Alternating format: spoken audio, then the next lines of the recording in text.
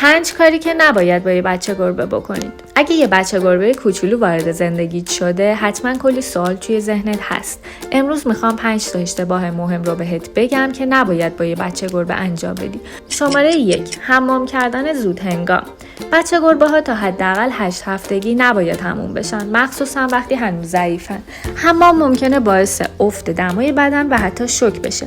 اگه خیلی کثیف شدن، فقط با دستمال مرطوب مخصوص گربه ها تمیزش کن. شماره 2، جدا کردن زود هنگام از محیط گرم و آشنا. بچه گربه ها تا چند هفته نیاز به محیط گرم و آشنا دارن. جدا کردن از محیطی که بو و صدای آشنای اونا رو داره باعث اضطراب و بدخوابیشون میشه.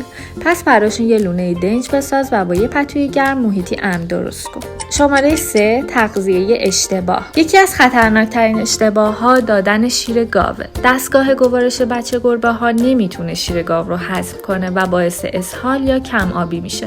فقط شیر خشک مخصوص بچه گربه ها بهشون بدید. شماره 4، بازی خشن یا ترسوندن.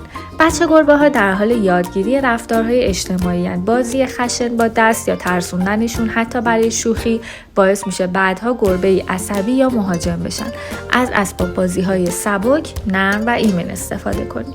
شماره 5، بی‌توجهی به صدای بدنشون. بچه گربه نمیتونه حرف بزنه ولی با زبان بدنش کلی حرف داره.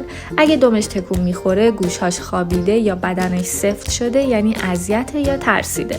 یاد بگیر علائمش رو بشناسی و بهش احترام بذاری.